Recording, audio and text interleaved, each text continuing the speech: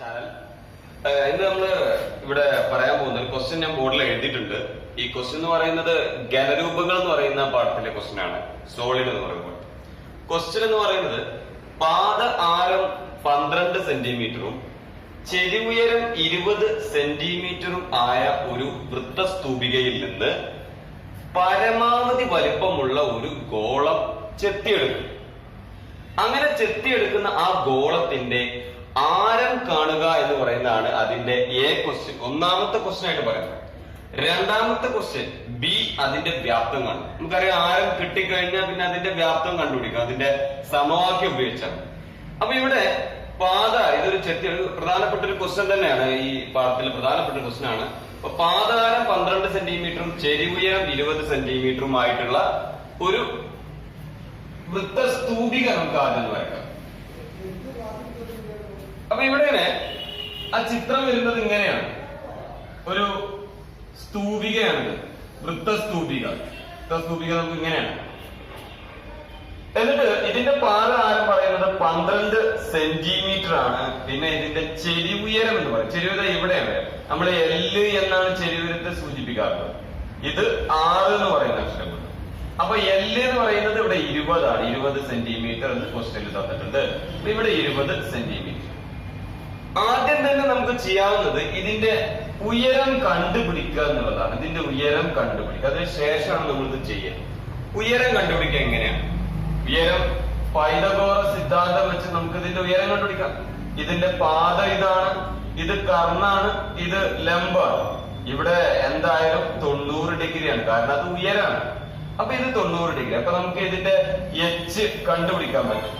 H കണ്ടുപിടിക്കാന് H square equal to L square, ഇത് L ആണ്. അപ്പോ L square minus R square എന്ന് പറയുന്ന ഈ സമവാക്യം. ഇത് പഠിക്കാനൊരു എളുപ്പം നമ്മൾ ഇങ്ങനെ പറയാറുണ്ട്, LHR എന്ന് പറയുന്ന സംഭവം. LHR ഇതാണ് ഇതിന്റെ മട്ടത്രികോണം എന്ന് പറയുന്നത്. LHR എന്ന് പറയും. L എന്ന് പറയുന്നത് ഇതിന്റെ ചെരിവുയരമാണ്, H എന്ന് പറയുന്നത് ഉയരമാണ്, R എന്ന് പറയുന്നത് പാദത്തിന്റെ ആരാണ്. ഇത് മൂന്നും കൂടി കൂടുമ്പോ ഇതൊരു മട്ടത്രികോണായിട്ട് മാറും. അപ്പൊ ഇതിൽ നിന്ന് H കണ്ടുപിടിക്കാനുള്ള ഇക്വേഷൻ നമുക്ക് L എന്ന് പറയുന്നതിന്റെ കർണമാണ്. അപ്പോ H കാണാൻ H square equal to L square minus R square ഉപയോഗിക്കാം.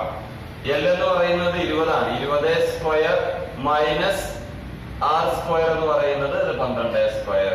20ന്റെ സ്ക്വയർ 400 മൈനസ് 12ന്റെ സ്ക്വയർ 144. ഉത്തരം കിട്ടുന്നത് 256. അപ്പോ H ഈക്വൽ ടു റൂട്ട് 256. ഉത്തരം 16. നമുക്കിവിടെ H 16. ഇനിയാണ് ഇതിന്റെ പ്രധാനപ്പെട്ട ആശയത്തിലേക്ക് നമ്മൾ വരുന്നത്.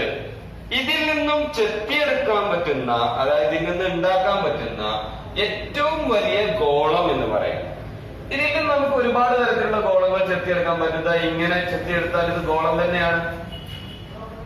അതുപോലെ ഇതിലും ചെറിയ ഗോളം നമുക്ക് ഇതിൽ നിന്ന് ഉണ്ടാക്കാൻ പറ്റും. പക്ഷെ ക്വസ്റ്റ്യൻ പറയുന്നത് അങ്ങനല്ല. ഇങ്ങനെ ഒരു ചെറിയ ഗോളമാണ് നമുക്ക് ഉണ്ടാക്കണമെങ്കിൽ അതിന്റെ ആരം കണ്ടുപിടിക്കുക എന്ന് പറയുന്നത് ഒരു ബുദ്ധിമുട്ടുള്ള കാര്യം തന്നെയാണ്. അതുകൊണ്ടാണ് ഈ ക്വസ്റ്റ്യനിൽ പറഞ്ഞിട്ടുണ്ട് ഏറ്റവും വലിയ, ഇതിൽ നിന്ന് ചെത്തിയെടുക്കാൻ പറ്റുന്ന ഏറ്റവും വലിയ ഗോളമാണ് നമുക്ക് എടുക്കേണ്ടത്. അപ്പൊ ആ ഗോളം നമ്മൾ വരക്കുമ്പോൾ ഇങ്ങനെയായിരിക്കും ആ ഗോളം ഉണ്ടാവും. അതായത് അതിന് മുഴുവനായിട്ട് ഇങ്ങനെ ടച്ച് ചെയ്തിരിക്കുന്ന, തൊട്ടുകൊണ്ടിരിക്കുന്ന, നമുക്ക് തൊടുവര എന്നൊക്കെ വേണമെങ്കിൽ വിശേഷിപ്പിക്കാം. തൊടുവര തന്നെയാണ് അതിന്റെ ചിത്രം. ഒരു ഭാഗം ഇങ്ങനെ വെട്ടിയെടുത്തു കഴിഞ്ഞാൽ അതൊരു തൊടുവരയായിട്ടാണ് അത് കാണപ്പെടുക. അപ്പൊ ഇവിടെ ഇങ്ങനെ ഇനിയാണ് നമ്മൾ ഇതിന്റെ മൊത്തം ഉയരം എന്ന് പറയുന്നത് 16 സെന്റിമീറ്റർ ആണ്. ഇവിടെ ഇതിന്റെ കേന്ദ്രം ഉണ്ടെന്ന് വിചാരിക്കാം. ഈ വൃത്തത്തിന്റെ കേന്ദ്രം ഉണ്ടെന്ന് വിചാരിക്കാം. അങ്ങനെ കേന്ദ്രം ഉണ്ടെന്ന് വിചാരിച്ചു കഴിഞ്ഞാല് നമുക്ക് ഇതിന്റെ ഗോളത്തിന്റെ ആരം കണ്ടുപിടിക്കാൻ ഈ ആരത്തെ നമുക്ക് ഇങ്ങോട്ട് വരക്കാം. ഇത് 90 ഡിഗ്രി ആയിരിക്കും. കാരണം നമ്മൾ പഠിച്ചിട്ടുണ്ട് ആരവും തൊടുവരയും തമ്മിൽ എപ്പോഴും ലംബമായിരിക്കും. അതുകൊണ്ട് ഇത് 90 ഡിഗ്രിയാണ്. ഇവിടെയും 90 ഡിഗ്രിയാണ്. ഇത് നമ്മൾ ആദ്യമേ എഴുതിയിട്ടുള്ള കാര്യമാണ്. അപ്പോ നമുക്കിനി ഈ ആരമാണ് കണ്ടുപിടിക്കേണ്ടത്. ആരം 6 എന്ന് കൊടുക്കാം. അപ്പൊ ഇത് 6 ആയി. ഇവിടുന്ന് ഇങ്ങോട്ടുള്ളതും ഇതുവരെ ഉള്ളതും ഇതിന്റെ ആരം തന്നെയാണ്, അതുകൊണ്ട് 6 ഇവിടെയും കൊടുക്കാൻ പറ്റും. ബാക്കി ഇവിടുന്ന് ഇങ്ങോട്ട് ഇതുവരെ ഉള്ളത് 16 മൈനസ് 6 ആയിരിക്കും. 16 മൈനസ് 6 ഇവിടുന്ന് ഇതുവരെ ഉള്ളത് 6 ആണ്. കംപ്ലീറ്റ് അതായത് മുഴുവനായിട്ടുള്ളത് 16 ആണ്. അപ്പൊ 16 മൈനസ് 6 എന്ന് പറയും. അപ്പോ നമുക്ക് കുറച്ച് അളവുകളുണ്ട്. ഇവിടെ ഇത് 12, ഇവിടുന്ന് ഇതുവരെ ഉള്ളത് 20, ഇവിടുന്ന് ഇതുവരെ ഉള്ളത് 6, ഇത് 6, ഇവിടുന്ന് ഇത് മൊത്തം 16, ഇവിടുന്ന് ഇതുവരെ ഉള്ളത് 16 മൈനസ് 6. ഇനി നമ്മൾ ഈ 6 കണ്ടുപിടിക്കാൻ പോവാം. എങ്ങനെയാണ് നമ്മൾ ഈ 6 കണ്ടുപിടിക്കാൻ പോവുക? ചിത്രത്തിൽ നമ്മൾ 9ാം ക്ലാസ്സിൽ സദൃശ ത്രികോണങ്ങൾ എന്ന് പറയുന്ന ഒരു പാഠം പഠിച്ചിട്ടുണ്ട്. അതിനുശേഷം നമ്മൾ 10ാം ക്ലാസ്സിലുള്ള കാര്യങ്ങൾ മൊത്തം ചെയ്യും. അപ്പോ ഇവിടുന്ന് നമ്മളൊരു സദൃശ ത്രികോണം എന്ന് പറയുന്ന ഒരു സംഭവം ഉണ്ട്. ഇവിടെ പേര് കൊടുക്കാം എ ബി സി. അപ്പൊ ഒരു വലിയ ത്രികോണം കിട്ടി, എ ബി സി എന്ന് പറയുന്ന വലിയ ത്രികോണം. പിന്നെ ഇതിനും കൂടി ഒരു പേര് കൊടുക്കാം, നിങ്ങൾക്ക് ഇഷ്ടമുള്ള പേര് കൊടുക്കാം, പി ക്യൂ എന്ന് കൊടുക്കാം. അപ്പൊ രണ്ടാമത്തെ ഒരു ത്രികോണം എന്ന് പറയുന്നത് പി ക്യൂ സി എന്ന് പറയും. ഈ 2 ത്രികോണങ്ങളും സദൃശ്യമായിരിക്കും. എങ്ങനെയാണ് സദൃശ ത്രികോണം? സദൃശ ത്രികോണം എന്ന് പറഞ്ഞാൽ നമുക്കറിയാം, ഒരു ത്രികോണത്തിന്റെ 2 വീതം കോണുകള് തുല്യമായി കഴിഞ്ഞാൽ ആ ത്രികോണങ്ങൾ എന്തായിരിക്കും? സദൃശ്യമായിരിക്കും. അപ്പൊ ഇവിടെ ഏതൊക്കെ കോണുകളാണ് സദൃശ്യമായിരിക്കുന്നത്? അപ്പൊ നമുക്കിതൊന്ന് മായ്ച്ചിട്ട് ഇവിടെ ആ ത്രികോണങ്ങൾ മാത്രം ഒന്ന് എടുത്തെഴുതാം. ത്രികോണങ്ങൾ മാത്രം ഒന്ന് എടുത്ത് എഴുതി കഴിഞ്ഞാൽ എനിക്ക് മനസ്സിലാവും. ഒന്നാമത്തെ ത്രികോണം എന്ന് പറയുന്നത് പി ക്യു സി ആണ്. അപ്പൊ അതൊന്ന് സെപ്പറേറ്റ് എടുത്തെഴുതി മനസ്സിലാക്കാൻ വേണ്ടിയിട്ടാണ് നമ്മൾ ഇങ്ങനെ എഴുതുന്നത്, പി ക്യു സി എന്ന് എഴുതി. രണ്ടാമത്തെ വലിയ ത്രികോണം എന്ന് പറയുന്നത് എ ബി സി എന്ന് പറയുന്ന വലിയ ത്രികോണം, എ ബി സി. നമുക്ക് ആ അളവുകളൊക്കെ നമുക്കൊന്ന് മാറ്റി എഴുതി കഴിഞ്ഞാൽ ഒന്നും കൂടി വ്യക്തത കിട്ടും. അപ്പൊ അളവുകൾ പി ക്യു 6 എന്ന് പറയുന്നത്. അപ്പൊ പി ക്യൂന്റെ അവിടെ 6 എന്ന് കൊടുക്കാം. അതുപോലെ തന്നെ പിന്നെ പറയുന്നത് ഏതാ? എ ബി ഉണ്ട്, എ ബി 12 ആണ്. അപ്പൊ എ ബിയുടെ അവിടെ 12 എഴുതാം. പിന്നെ പറയുന്നത് സി ക്യൂ ഉണ്ട്, സി ക്യൂ എന്ന് പറയുന്നത് അത് 16 മൈനസ് 6 ആണ്. പിന്നെ ഒരളവും കൂടിയുണ്ട്. അതേത് അളവ് വരുന്നത്? എ സി എന്ന് പറയുന്ന അളവ് അല്ലെ. ഇവിടെ ഇങ്ങനെ എ സി എന്ന് പറയുന്ന അളവ് 20 സെന്റിമീറ്റർ. ഇത്രയും അളവുകളാണ് നമുക്ക് നൽകിയിട്ടുള്ളത്. ഇനി ഇവിടുന്നാണ് നമ്മൾ സദൃശ ത്രികോണം പറയുന്നത്. ഇതിൽ പി എന്ന് പറയുന്ന കോണ് 90 ഡിഗ്രിയാണ്. ഓക്കെ, അപ്പൊ ഒരു കോൺ 90 ഡിഗ്രി.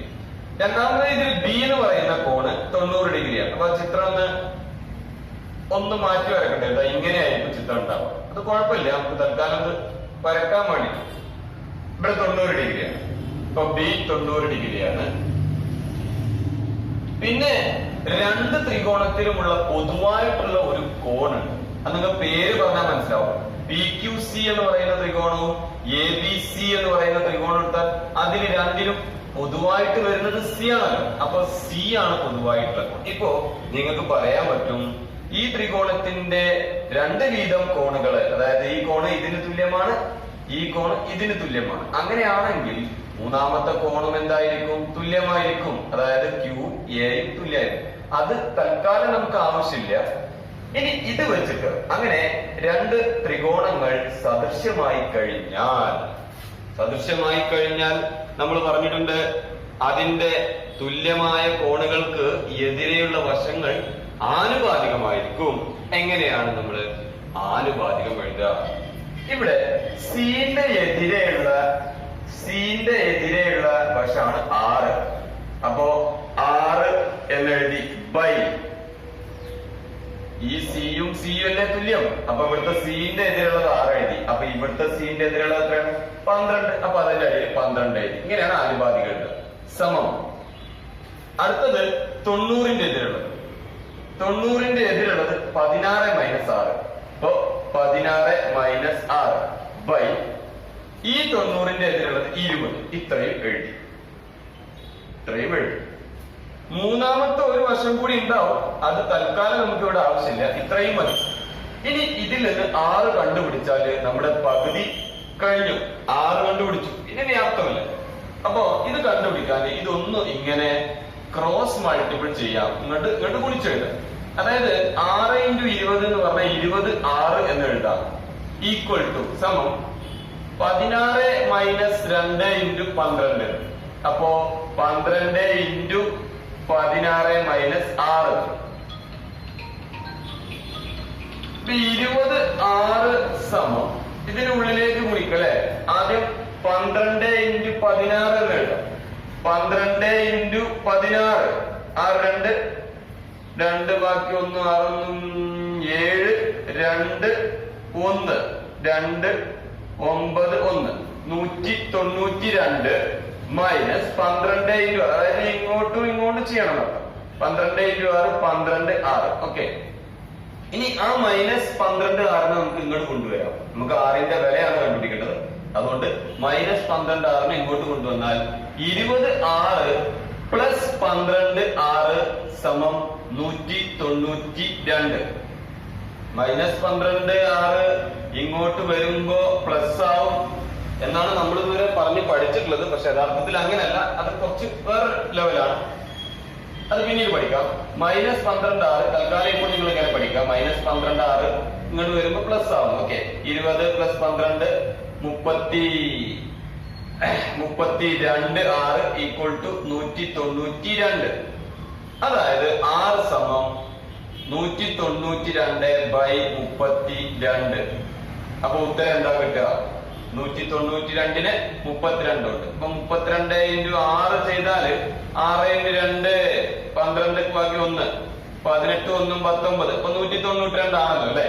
അപ്പോ 6 പ്രാവശ്യമാണ് ഇതിൽ പോവുക. അതുകൊണ്ട് ആരം എന്ന് പറയുന്നത് 6 സെന്റിമീറ്റർ കിട്ടി. ഇതാണ് നമ്മുടെ എ ക്വസ്റ്റ്യൻ. ഇത് കൂടുതൽ ഇപ്പോ ഒരുപാട് ഇങ്ങനെ വലിച്ചു വാരി എഴുതിയിട്ടുണ്ട്. പക്ഷെ ഇത്തരത്തിലുള്ള ത്രികോണങ്ങളൊന്നും നിങ്ങൾ എടുത്ത് എഴുതേണ്ട ആവശ്യമില്ല. ചിത്രം നോക്കിയിട്ട് തന്നെ നിങ്ങൾക്ക് സദൃശ ത്രികോണം എഴുതിയിട്ട് ഇതേപോലെ എഴുതി ഒറ്റ സ്റ്റെപ്പിൽ ഉത്തരം കഴിക്കാം. അപ്പൊ 6 സെന്റിമീറ്റർ. അതിനുശേഷമാണ് നിങ്ങൾ എന്ത് കാണേണ്ടത്? വ്യാപ്തം കാണേണ്ടത്. ഇപ്പോ വ്യാപ്തം കാണുന്നതിന് വേണ്ടിയിട്ട് വ്യാപ്തം കാണുന്നതിന് വേണ്ടിയിട്ട് ഇതിന്റെ വ്യാപ്തം എന്ന് പറയുന്നത് വ്യാപ്തം കാണാനുള്ള ഇക്വേഷൻ ഇത് ഗോളമാണല്ലോ. ഗോളത്തിന്റെ വ്യാപ്തം എന്ന് പറയുന്നത് 4/3 പൈ r ക്യൂബ് എന്നാണ്.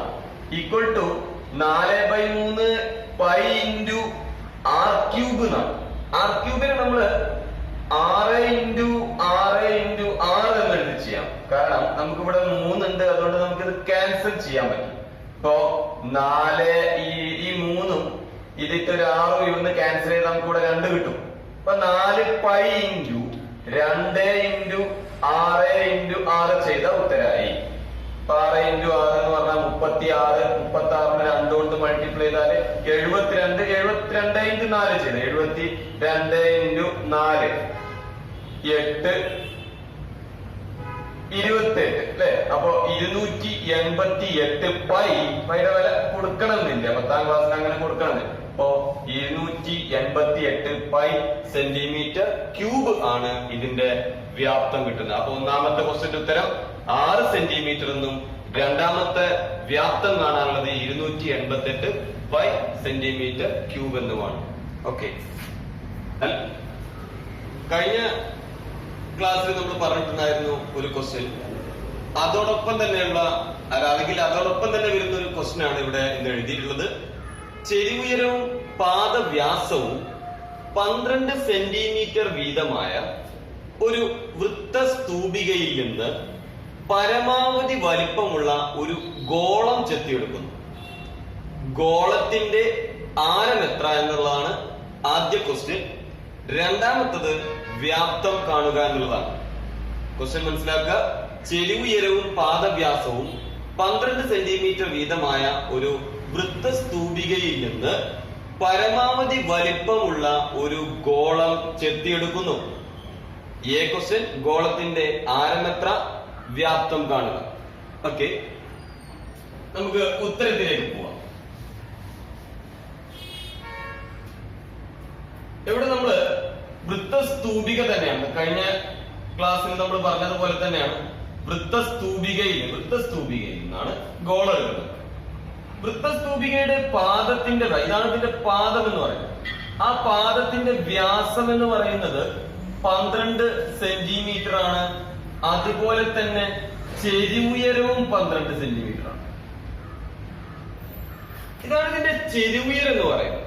നമുക്കറിയാം ഇത് ചെരിവുയരം എന്ന് പറയുന്നത് ഇതും ഇവിടെയുള്ളതും രണ്ടും തുല്യവും. അപ്പോ 12 സെന്റിമീറ്റർ തന്നെയാണ്. ഇവിടെ നിങ്ങൾ മനസ്സിലാക്കേണ്ടത് പാദത്തിന്റെ വ്യാസം, അതായത് 2 എന്ന് നമുക്ക് പറയാം, ആരത്തിന്റെ ഇരട്ടിയാണിത്. ഈ വ്യാസം എന്ന് പറയുന്നത് 12 സെന്റിമീറ്റർ ആണ്. ഇതും 12 സെന്റിമീറ്റർ ആണ്. ഇവിടെയുള്ളത് 12 സെന്റിമീറ്റർ ആണ്. അപ്പോ ഈ ത്രികോണം കാണപ്പെട്ടത് ഒരു സമഭുജ ത്രികോണത്തിന്റെ ആകൃതിയിലാണ്. ഇക്വലാറ്ററൽ ട്രയാങ്കിൾ എന്ന് പറയും. Equilateral triangle. പാദത്തിന്റെ വ്യാസം എന്ന് പറയുന്നത് അതിന്റെ ഡയമീറ്റർ ആണ്. ഇത് ഇതിന്റെ സ്ലാന്റ് ആയിട്ടാണ്, ചെരുവുയരമാണ്. ഇതിന്റെ ഉള്ളിൽ നിന്ന് പരമാവധി വലിപ്പമുള്ള ഒരു ഗോളം എടുക്കണം. നമ്മള് കഴിഞ്ഞ ക്ലാസ്സിൽ ഡിസ്കസ് ചെയ്ത പോലെ ഇതിന്റെ ഹൈറ്റ് ഇങ്ങനെ വരച്ച് ഒരു സദൃശ ത്രികോണം അല്ലെങ്കിൽ സിമിലർ ട്രയാങ്കിൾസ് വെച്ച് ചെയ്യേണ്ട ആവശ്യകതയില്ല. കാരണം ഇതിന്റെ ഉള്ളില് പരമാവധി വലിപ്പമുള്ള ഒരു ഗോളം എന്ന് പറയുമ്പോൾ ഇതിങ്ങനെയാണ്.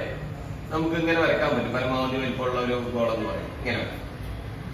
ഇതിൽ നിന്ന് ഇത് സമഭുജ ത്രികോണമായതിനാല് ഇവിടെയുള്ള കോൺ, ഈ അടിഭാഗത്തിന്റെ ആവശ്യകത നമുക്കില്ല. നമുക്ക് ഇത് വെച്ചിട്ട് തന്നെ പറയാം. ഇത് 60 ഡിഗ്രിയാണ്. ഇത് 60 ഡിഗ്രിയാണ്. അങ്ങോട്ടൊന്നും പോകേണ്ട ആവശ്യമില്ല. ഈ ഭാഗം വെച്ചിട്ട് തന്നെ നമുക്ക് എന്ത് ചെയ്യാൻ പറ്റും, പറയാൻ പറ്റും. അപ്പൊ നമുക്കിനി കണ്ടുപിടിക്കേണ്ടത് ആരമാണ്. ആരം എന്ന് പറഞ്ഞാൽ ഈ കേന്ദ്രത്തിൽ നിന്ന് താഴേക്ക് വരക്കുന്ന ഈ വര, അതാണ് ആരം എന്ന് പറയുന്നത്. അല്ലെ, നമ്മൾ നേരത്തെ കഴിഞ്ഞ പ്രോബ്ലത്തിലേക്ക് അത് പറഞ്ഞാണ് ഇവിടെ ആരം എന്ന് പറയുന്നത്. ആരം ഇതില് നമ്മൾ എങ്ങനെയാണ്, ഇതില് നമ്മൾ ശരിക്കും പറയുന്നത് അന്തർവൃത്തം എന്നാണ് അല്ലെ. നമ്മളൊരു ത്രികോണത്തിന്റെ അന്തർവൃത്തം ഇൻസർക്കിൾ വരച്ച പോലെയാണ് കിടക്കുന്നത്. എങ്ങനെയാണ് നമ്മൾ ഇൻസർക്കിൾ വരക്കാറുണ്ടായിരുന്നത്? ഇൻസർക്കിൾ നമ്മൾ വരക്കാറില്ല, അല്ലെങ്കിൽ അന്തർവൃത്തം നമ്മൾ വരക്കുന്നത് ഇതിന്റെ സമഭാജി വരച്ചിട്ടല്ലേ നമ്മൾ പഠിച്ചിട്ടുണ്ടത്. ഒരു ത്രികോണത്തിന്റെ അന്തർവൃത്തം വരക്കുക തൊടുവര എന്ന് പറയുന്ന പാഠത്തിൽ നമ്മൾ പഠിക്കുന്നതാണ്. എങ്ങനെയാണ് നമ്മൾ വരക്കുന്നത്? ഈ കോണിന്റെ സമഭാജി വരച്ചിട്ടല്ലേ. കോണിന്റെ സമഭാജികൾ വരക്കുന്നു, അത് കൂട്ടിമുട്ടുന്ന സ്ഥലത്തുനിന്ന് ഒരു വട്ടം വരക്കുകയാണ് ചെയ്യുക. ഇങ്ങനെയാണ് നമ്മൾ ചെയ്യുക. അതിനെയാണ് നമ്മൾ എന്ത് പറയുന്നത്, അന്തർവൃത്തം എന്ന് പറയുന്നത്. അപ്പോ സ്വാഭാവികമായിട്ടും ഇവിടുന്ന് ഇങ്ങോട്ട് വരക്കുന്നത് തീർച്ചയായിട്ടും ഇതിന്റെ എന്തായിരിക്കും, സമഭാജിയായിരിക്കും. അപ്പോ അങ്ങനെയാണെങ്കിൽ നമുക്ക് ഇത് എന്ത് പറയാം, ഇത് 30 ഡിഗ്രി ആണെന്ന് പറയാൻ പറ്റും. 30 ഡിഗ്രിയാണ്. സ്വാഭാവികമായിട്ടും ഇത് 90 ഡിഗ്രി ആവുമ്പോ ഇവിടുന്ന് ഇത് 60 ഡിഗ്രി ആവണം. ഇനി നമുക്ക് ഇത് 30, 60, 90 ഡിഗ്രി എന്ന് പറയുന്ന ആശയം, അതായത് ത്രികോണം ഇതിൽ നമ്മൾ പഠിക്കുന്ന ആ അംശബന്ധം ഉപയോഗിച്ച് ചെയ്യാൻ പറ്റും. നമുക്കറിയാം 30, 90 ഡിഗ്രി, 30 ഡിഗ്രി, 60 ഡിഗ്രി, 90 ഡിഗ്രി എന്ന് പറയുന്ന മട്ട ത്രികോണത്തിന്റെ വശങ്ങളുടെ അംശബന്ധം എന്ന് പറയുന്നത് 30ന്റെ എതിരെ 1 ആണെങ്കിൽ 90ന്റെ എതിരെ 2 ആണ്. ഇവര് തമ്മിലൊരു ബന്ധം എന്ന് പറയുന്നത് ഇരട്ടി എന്ന് പറയുന്ന ബന്ധമാണ്. 30ന്റെ എതിരെ 1 ആണെങ്കിൽ 90ന്റെ എതിരെ 2 ആണ്. 60ന്റെ എതിരെ 1√3 ആണ്. ഇങ്ങനെ പഠിച്ച ഒന്നും കൂടി എളുപ്പം 1√3. 1√3 നമ്മൾ എഴുതാറില്ല, പക്ഷെ നിങ്ങൾക്ക് പഠിക്കാൻ വേണ്ടി എഴുതുന്നതുകൊണ്ട് കുഴപ്പമില്ല. അപ്പോ 1√3 ആണ്. ഇവിടെ നമ്മൾ പറയുന്നത് അങ്ങനെയാണെങ്കിൽ 30ന്റെ എതിരെ 2 വന്നാലോ, 30ന്റെ എതിരെ 2 വന്നാൽ അതിന്റെ ഇരട്ടിയാവും. അപ്പൊ ഇത് 4 ആവും. അപ്പൊ 60ന്റെ എതിരെ 2√3 ആവും. ഇത്രേ ഉള്ള സംഭവം. അങ്ങനെ നിങ്ങൾക്ക് എഴുതുവാണെങ്കിലും മതി. പൊതുവായിട്ട് നമ്മൾ പറയുന്നത് ശരിക്ക് ഇങ്ങനെയാണ്. 30ന്റെ എതിരെ x എന്ന് പറയാം, 60ന്റെ എതിരെ √3x എന്ന് പറയാം, 90ന്റെ എതിരെ 2x എന്ന് പറയാം. ഇങ്ങനെയാണ് നമ്മൾ അംശബന്ധത്തെ പറയാം. എക്സിന് ഇങ്ങനെ വില കൊടുക്കുന്നതിനനുസരിച്ച് ഇത് ഇങ്ങനെ മാറുകയാണ് ചെയ്യാം. എക്സിന് 1 കൊടുക്കുമ്പോ 2x1 ആവും, √3x1 ആവും. അങ്ങനെ മാറിക്കൊണ്ടിരിക്കുകയാണ് ചെയ്യാം. ഈ ഒരു സംഭവം വെച്ചിട്ട് നമുക്ക് ഇത് പറയാൻ പറ്റും. ഇവിടെ ഇത് പാദത്തിന്റെ വ്യാസമാണ്, അതായത് 12 സെന്റിമീറ്റർ. അപ്പോ ആരം 6 സെന്റിമീറ്റർ ആവുമല്ലോ. ആരം 6 സെന്റിമീറ്റർ ആണ്. ഈ 6 സെന്റിമീറ്റർ എന്ന് പറയുന്നത് 60ന്റെ എതിരെ കിടക്കുന്നതാണ്. അപ്പൊ നമുക്ക് ഇവിടെ എഴുതാം 60ന്റെ എതിരെ കിടക്കുന്നത് 6 സെന്റിമീറ്റർ ആണ്. 60ന്റെ എതിരെ കിടക്കുന്ന 6 സെന്റിമീറ്റർ വ്യക്തമായില്ലേ? ഇതാ ഇവിടെ എഴുതിയിട്ടുണ്ട് 60ന്റെ എതിരെ കിടക്കുന്ന 6 സെന്റിമീറ്റർ. ഇതാ ഇവിടെ എഴുതിയിട്ടുണ്ട്, വ്യക്തമായി എഴുതിയിട്ടുണ്ട്. ഇനി നിങ്ങൾ ചെയ്യേണ്ടത് അത് എടുക്കുക എന്നുള്ളതാണ്. ഇത് എടുക്കുക, അതായത് √3x എന്ന് പറയുന്നത് 6 സെന്റിമീറ്റർ ആണ്. അതിവിടെ എഴുതി കഴിഞ്ഞാല് നിങ്ങൾക്ക് അതിന്റെ എക്സിന്റെ വില കാണാൻ പറ്റും. √3x = 6 എന്ന് എഴുതുക. അതിലിപ്പോ വലിയ ബുദ്ധിമുട്ടുള്ള കാര്യമൊന്നുമല്ല. 60ന്റെ എതിരെ √3x ആണ്, 30ന്റെ എതിരെ x ആണ്, 90ന്റെ എതിരെ 2x ആണ്. ഇതിൽ ഏതാണോ തന്നിട്ടുള്ളത് അത് മാത്രം എടുത്ത് എഴുതുക. ഇപ്പൊ √3x 60ന്റെ എതിരെയുള്ളതാണ് തന്നിട്ടുള്ളത്. അതുകൊണ്ട് 60ന്റെ എതിരെയുള്ള ആ സ്ഥലത്ത് 6 സെന്റിമീറ്റർ എഴുതിയാല് പിന്നെ അത് ഇങ്ങോട്ട് എടുത്ത് എഴുതി കഴിഞ്ഞാൽ ഉത്തരായി. അപ്പോ എക്സിന്റെ വില 6/√3 എന്നാണ്. ഇതിനെ ഒന്ന് ചെറുതാക്കി എഴുതാനും പറ്റും. വളരെ എളുപ്പമാണ് ചെറുതാക്കി എഴുതാൻ. എങ്ങനെയാ ചെറുതാക്കി എഴുതുക? 6നെ 3 കൊണ്ട് ഹരിക്കുക. 6നെ 3 കൊണ്ട് ഹരിച്ചാൽ 2 അല്ലേ കിട്ടുക? 2. 6നെ 3 കൊണ്ട് ഹരിച്ചാൽ 2 കിട്ടും. അതിന്റെ കൂടെ ഈ √3 എഴുതി കൊടുത്താൽ മതി. അപ്പൊ 2/√3 എന്നാണ് കിട്ടുക. ഇനി ഇത് എങ്ങനെയാണ് കറക്റ്റ് ആയിട്ട് അത് ചെയ്യാൻ? നമ്മൾ പഠിച്ചിട്ടുണ്ട് 9ാം ക്ലാസ്സിന് 6/√3. അതിന്റെ ഈ √3 എടുത്തിട്ട് മുകൾ ഭാഗത്തും ഗുണിക്കുക, അതുപോലെ തന്നെ അടിഭാഗത്തും ഗുണിക്കുക പഠിച്ചിട്ടുള്ളതാണ്. അപ്പൊ ഉത്തരം കിട്ടുന്നത് 6√3 ഹരിക്കണം √3 ഇൻറ്റു √3 എന്ന് പറഞ്ഞാൽ √9 ആണ്. √9ന്റെ വില 3 ആണ്. അപ്പൊ ഇങ്ങനെ എഴുതിയാൽ മതി. √3 ഇൻറ്റു √3 എന്ന് പറഞ്ഞാൽ 3 ആണ്. ഇനി നമുക്ക് ഇവിടുന്ന് ചെറുതാക്കാം. 6നെ 3 കൊണ്ട് ഹരിച്ചാൽ 2 കിട്ടും. കൂടെ √3 ഉണ്ടല്ലോ, √3. അപ്പൊ ഈ മെത്തേഡ് ഫോളോ ചെയ്യണമെന്നില്ല. നിങ്ങൾക്ക് എളുപ്പം എന്ത് ചെയ്യാം? 6നെ 3 കൊണ്ട് ഹരിച്ചിട്ട് 2 എഴുതുക, കൂട്ടത്തിൽ √3 എഴുതുക. അപ്പോ എക്സിന്റെ വില 2/√3. എവിടെയാണ് എക്സ് കാണുന്നത്? 30ന്റെ എതിരല്ലേ? അപ്പൊ നമുക്ക് ഇവിടെ 30ന്റെ എതിരെ എന്ന് പറയുമ്പോ നമുക്ക് എക്സ് എഴുതാം. എക്സിന്റെ വില 2/√3 ആണ്. അപ്പൊ ഇവിടെ 2/√3. ഇതാണല്ലോ നമ്മുടെ ആരം എന്ന് പറയുന്നത്. അപ്പോ നമുക്ക് ഒന്നാമത്തെ ക്വസ്റ്റ്യൻ കിട്ടി. ഒന്നാമത്തെ ക്വസ്റ്റ്യന്റെ ആൻസർ കിട്ടി. 2/√3 ആണ് ആരം എന്ന് പറയുന്നത്. നമുക്ക് എഴുതാം ആരം. എ ക്വസ്റ്റ്യന്റെ ഉത്തരം എന്ന് പറയുന്നത് ആരം സമം 2/√3 സെന്റിമീറ്റർ ആണ്. ആരം സമം 2/√3 സെന്റിമീറ്റർ. വ്യക്തമായല്ലോ. 30ന്റെ എതിരെ എക്സ്, 60ന്റെ എതിരെ √3x, 90ന്റെ എതിരെ 2x. നമുക്ക് തന്നിട്ടുള്ളത് 6 സെന്റിമീറ്റർ. √3ന്റെ 60ന്റെ എതിരെയാണ്. √3x = 6. അത് എടുത്തെഴുതി. അതിൽ നിന്ന് നമ്മൾ എക്സിന്റെ വില കണ്ടുപിടിച്ചു 2/√3. ആ എക്സ് എന്ന് പറയുന്നത് 30ന്റെ എതിരെയുള്ളതാണ്. അത് തന്നെയാണ് നമുക്ക് വേണ്ടതും. ആരം 2/√3 സെന്റിമീറ്റർ. ഓക്കെ. ഇതിന് ശേഷം പിന്നെ നമ്മൾ എന്ത് ചെയ്യണം? വ്യാപ്തം കണ്ടുപിടിക്കണം. അതിന്റെ വ്യാപ്തം കണ്ടുപിടിക്കാൻ പോവാണ്. വ്യാപ്തം സമം ഗോളത്തിന്റെ വ്യാപ്തം കണ്ടുപിടിക്കാനുള്ള സമവാക്യം 4/3 πr³ ആണ്. Equal to 4/3 π into r³. നമ്മൾ നേരത്തെ കഴിഞ്ഞ ക്ലാസ്സിലൊക്കെ ചെയ്തതുപോലെ തന്നെ r³ എന്ന് പറയുമ്പോ 2/√3. 6 എന്ന് പറയുന്നത് 2/√3 ആണ്. ഇൻറ്റു 2/√3 ഇൻറ്റു 2/√3 ഇങ്ങനെ എഴുതാണ് നല്ലത്. ഈക്വൽ ടു 4/√3 ഇൻറ്റു π ഇൻറ്റു, ഇവിടെ ശ്രദ്ധിക്കാം, 2 into 2 4, 4 into 2 8 into √3 into √3. √3 into √3 നമ്മൾ നേരത്തെ ഒന്ന് പറഞ്ഞല്ലോ. √3 ഇൻറ്റു √3 എന്ന് പറഞ്ഞാല് 3 ആണ്. പിന്നെ ഒരു √3 ഉണ്ട്, അത് അവിടെ എഴുതാം. √3 അല്ലെ? ഓക്കെ. നമുക്ക് ഇവിടുന്ന് ഈ 3ഉം ഈ 3ഉം നമുക്ക് എന്ത് ചെയ്യാം? ക്യാൻസൽ ചെയ്യാൻ പറ്റും.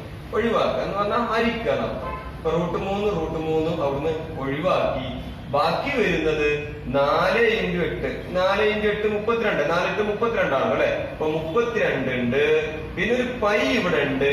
അതോടൊപ്പം തന്നെ അവിടെ ഒരു √3 ഉണ്ട്.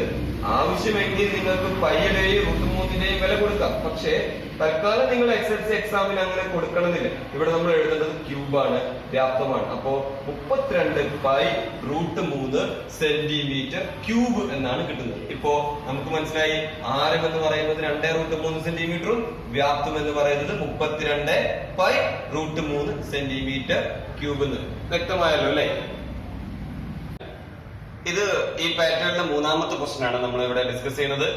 ചോദ്യം: പാദ ആരം 12 സെന്റിമീറ്ററും ചെരിവുയരം 20 സെന്റിമീറ്ററും ആയ വൃത്തസ്തൂപികയിൽ നിന്നും പരമാവധി വലിപ്പമുള്ള ഒരു അർദ്ധഗോളം ചെത്തിയെടുക്കുന്നു. കഴിഞ്ഞ ക്ലാസ്സിൽ നമ്മൾ ഡിസ്കസ് ചെയ്തത് ഗോളം ചെത്തിയെടുക്കുമ്പോഴുള്ള ആ സംഭവമാണ് നമ്മൾ ചെയ്തത്, ആ വ്യത്യാസം. ഇവിടെ അർദ്ധഗോളം. അപ്പൊ ആ അർദ്ധഗോളത്തിന്റെ ആരം എത്ര, അതിന്റെ വ്യാപ്തം എത്ര എന്നുള്ളതാണ്. കഴിഞ്ഞ ക്ലാസ്സിൽ നിന്ന് കഴിഞ്ഞ ക്ലാസ് നോക്കി കണ്ടവർക്ക് മനസ്സിലാവും. അതേ സംഖ്യകൾ തന്നെയാണ് നമ്മളിവിടെ ഉപയോഗിച്ചിട്ടുള്ളത്. 12 സെന്റിമീറ്ററും 20 സെന്റിമീറ്ററും. നിങ്ങൾക്ക് ഒന്ന് മനസ്സിലാക്കാൻ വേണ്ടിയിട്ടാണ് അതേ നമ്പർ തന്നെ ഉപയോഗിച്ചിട്ടുള്ളത്. ഓക്കെ, ചോദ്യം ഒരിക്കൽ കൂടി പറയാം. പാദ ആരം 12 സെന്റിമീറ്ററും ചെരിവുയരം 20 സെന്റിമീറ്ററുമായ വൃത്തസ്തൂപികയിൽ നിന്നും പരമാവധി വലിപ്പമുള്ള ഒരു അർദ്ധഗോളം ചെത്തിയെടുക്കുന്നു. ആ അർദ്ധഗോളത്തിന്റെ ആരം എത്രയാണ്? അതിനുശേഷം അതിന്റെ വ്യാപ്തവും കണ്ടുപിടിക്കണം. ഓക്കെ, നമുക്ക് ഉത്തരത്തിലേക്ക് പോവാം.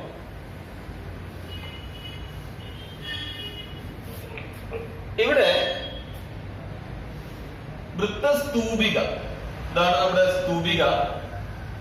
ഈ സ്തൂപികയിൽ നിന്ന് ഒരു അർദ്ധഗോളം ഉണ്ടാക്കുക എന്ന് പറയും. സ്തൂപികയുടെ പാദത്തിന്റെ ആരം എന്ന് പറയുന്നത് 12 സെന്റിമീറ്ററും അതിന്റെ ചെരിവുയരം 20 സെന്റിമീറ്ററും. ഇവിടെയാണ് നമ്മൾ അടയാളപ്പെടുത്തുന്നത് അല്ലെ. കഴിഞ്ഞ ക്ലാസ്സിൽ നമ്മൾ അടയാളപ്പെടുത്തിയത് പോലെ തന്നെ പാദത്തിന്റെ ആരം ഇതുവരെയുള്ള അളവാണ് പാദത്തിന്റെ ആരം എന്ന് പറയുന്നത്.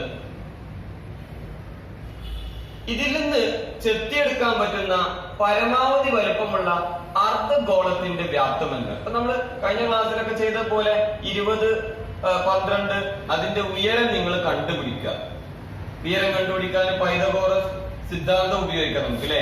h കണ്ടുപിടിക്കാൻ h² ഈക്വൽ ടു L ആണിത്. L² മൈനസ് R² എന്ന് പറയുന്ന സംഭവം. L² 20, 20² മൈനസ് 12², 20ന്റെ സ്ക്വയർ 400 മൈനസ് 12ന്റെ 144, ഉത്തരം 256. അപ്പോ h ഈക്വൽ ടു റൂട്ട് 256 സമം 16. നമ്മൾ h ഇവിടെ നമുക്ക് 16, അതാണ് 16. ഓക്കെ, അതിനുശേഷം ഞാൻ ഇതൊന്ന് മായ്ക്കാണ്, കാരണം നമുക്കൊരു ചെറിയ പ്രൊജക്ഷൻ ഇവിടെ ആവശ്യമാണ്. ഇതൊക്കെ എങ്ങനെ കാണിക്കാന്നുള്ളത്. അപ്പോ അർദ്ധഗോളം, ഇതിന്റെ ഉള്ളിലുള്ള ഏറ്റവും വലിയ അർദ്ധഗോളം എന്ന് പറയുമ്പോ നമ്മള് പെട്ടെന്ന് തന്നെ ഇങ്ങനെ വരക്കാനുള്ള ഒരു സാധ്യത കൂടുതലാണ്. ഇങ്ങനെ വരക്കാം. ഇങ്ങനെ വരച്ചു കഴിഞ്ഞാല് പിന്നെ അവിടെ വലിയ ബുദ്ധിമുട്ടില്ല. കാരണം ഇത് 12 സെന്റിമീറ്റർ ആണെങ്കിൽ ഇവിടുന്ന് ഇങ്ങോട്ടുള്ളതും 12 സെന്റിമീറ്റർ ആണ്. അപ്പൊ ഉയരം 12 സെന്റിമീറ്റർ ആവുന്നതിന്റെ അത് നോക്കേണ്ട ആവശ്യമില്ലല്ലോ. 2/3 πr ക്യൂബ് ആണല്ലോ അതിന്റെ സമവാക്യം എന്ന് പറയുന്നത്, വ്യാപ്തത്തിന്റെ സമവാക്യം. അപ്പൊ ഇവിടെ ഇങ്ങനെ ഒരു ചോദ്യം എന്ന് പറയുന്നത്, അങ്ങനെ ഇത് നിങ്ങൾക്ക് ഇതിന്റെ ഉള്ളിൽ ഇങ്ങനെ വരക്കാൻ പറ്റില്ല. നമ്മൾ ആലോചിച്ചു കഴിഞ്ഞാൽ നമുക്കത് മനസ്സിലാവും. എങ്ങനെയാണ് പിന്നെ അത് ഇതിന്റെ ഉള്ളില് അർദ്ധഗോളം ഉണ്ടായിരിക്കുക? അർദ്ധഗോളം നിങ്ങളത് കറക്റ്റ് ആയിട്ട് ആലോചിച്ചു കഴിഞ്ഞാൽ നിങ്ങൾക്ക് അത് മനസ്സിലാവും. അർദ്ധഗോളം വരക്കുമ്പോൾ ഇങ്ങനെയാണ് വരക്കേണ്ടത്. ഇങ്ങനെയായിരിക്കും അർദ്ധഗോളം ഉണ്ടായിരിക്കുക. അപ്പോ ഇവിടെ നിങ്ങൾക്ക് ഇവിടുന്ന് മുതൽ ഇതുവരെ 12 സെന്റിമീറ്റർ ആണെങ്കിൽ ഇവിടുന്ന് ഇതുവരെ 12 സെന്റിമീറ്റർ ആവില്ലല്ലോ. അപ്പൊ നമുക്ക് ഇതിന്റെ ആരം കണ്ടുപിടിക്കുക തന്നെ വേണം. എങ്ങനെയാണ് കണ്ടുപിടിക്കുക? ഇതിന്റെ ഹൈറ്റ് നമ്മൾ കണ്ടുപിടിച്ചിട്ടുണ്ട്, 16 സെന്റിമീറ്റർ ആണെന്ന് കണ്ടുപിടിച്ചിട്ടുണ്ട്. ഇനി നിങ്ങൾ ചെയ്യേണ്ടത് ഇവിടുന്ന് ഇതുവരെ ഇങ്ങോട്ട് വരക്കാം. അപ്പോ ഇതാണ് ഇതിന്റെ ആരം എന്ന് പറയുന്നത്. ഈ അർദ്ധഗോളത്തിന്റെ ആരം എന്ന് പറയുന്നത് ഇവിടെ ഞാൻ അടയാളപ്പെടുത്തിയിട്ടുള്ള ഈ വരയാണ്. ഇതാണ് R എന്ന് പറയുന്നത്. ഇത് 90 ഡിഗ്രിയാണ്. അതുപോലെ തന്നെ ഇവിടെയുള്ള ഈ വലിയ കോണും 90 ഡിഗ്രിയാണ്. കഴിഞ്ഞ ഒന്നാമത്തെ ക്വസ്റ്റ്യനിൽ നമ്മൾ പറഞ്ഞതുപോലെ സദൃശ ത്രികോണങ്ങൾ ഇതാ ഇവിടെയും വന്നിട്ടുണ്ട്. എപ്പോഴാണ്? ഇനി നമ്മൾ സദൃശ ത്രികോണത്തിന് വേണ്ടിയിട്ട് ഒരു പേര് കൊടുക്കാം. ABC, ഇത് P. ഓക്കെ, കൊടുത്തു. ഇവിടെ നമ്മൾ എടുക്കേണ്ട 2 ത്രികോണങ്ങൾ എന്ന് പറയാം. ഒന്ന് ABP എന്ന് പറയുന്ന ത്രികോണവും രണ്ടാമത്തത് ABC എന്ന് പറയുന്ന ത്രികോണവുമാണ്.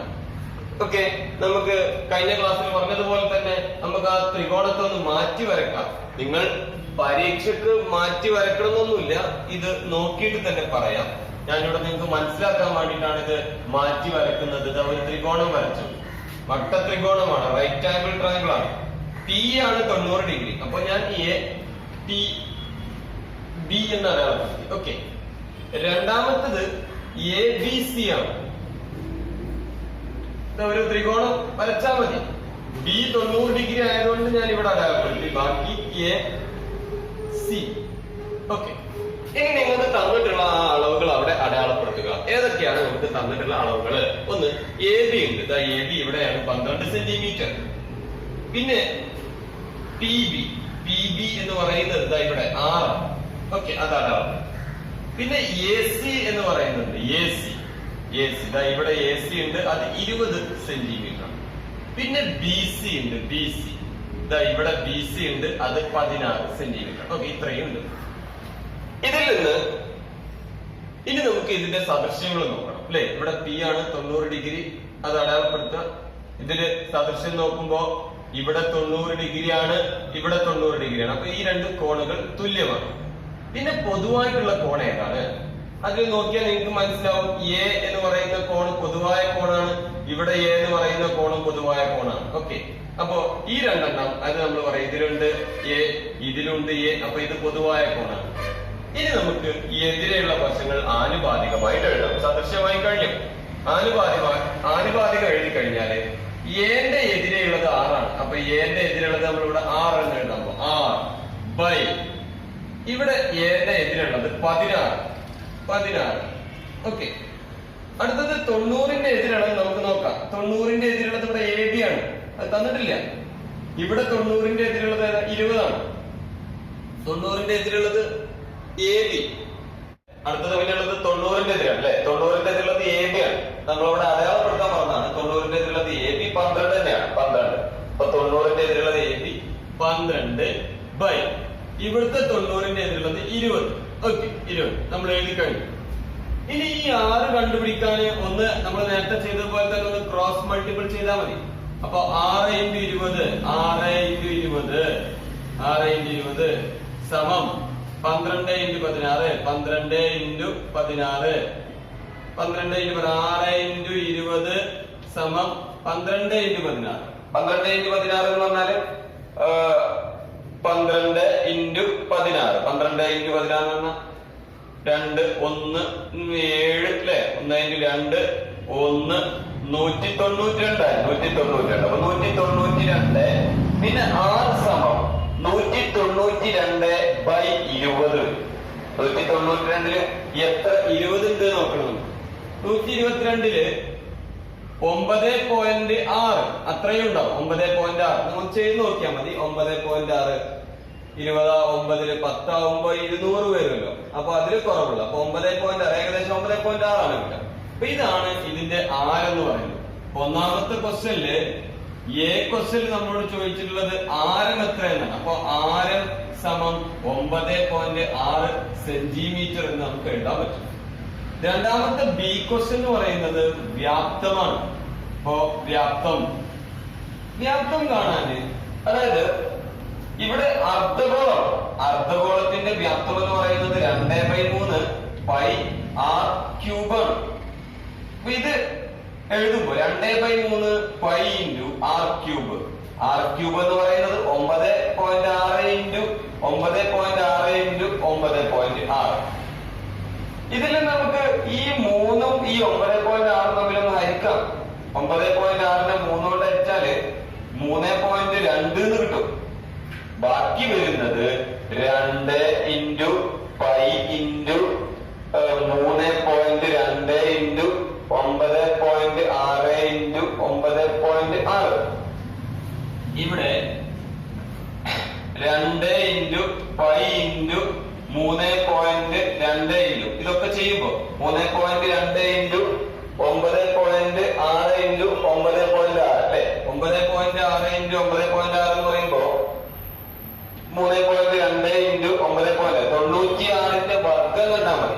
96ന്റെ വർഗം എന്ന് പറയുന്നത് 92.16 ആണ്. 92.16. അപ്പൊ 92.16.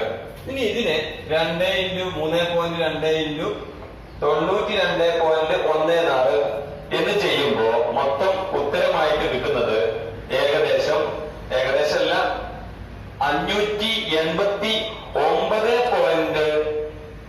589.824 നേരത്തെ ചെയ്തു വെച്ചതാണ്. നിങ്ങളൊന്ന് ചെയ്താൽ മതി. 2 × 3.2 × 92.16 ഇൻറ്റു ചെയ്യുമ്പോ 589.824 പൈ ഉണ്ട് സെന്റിമീറ്റർ ക്യൂബ് ആണ് വരിക.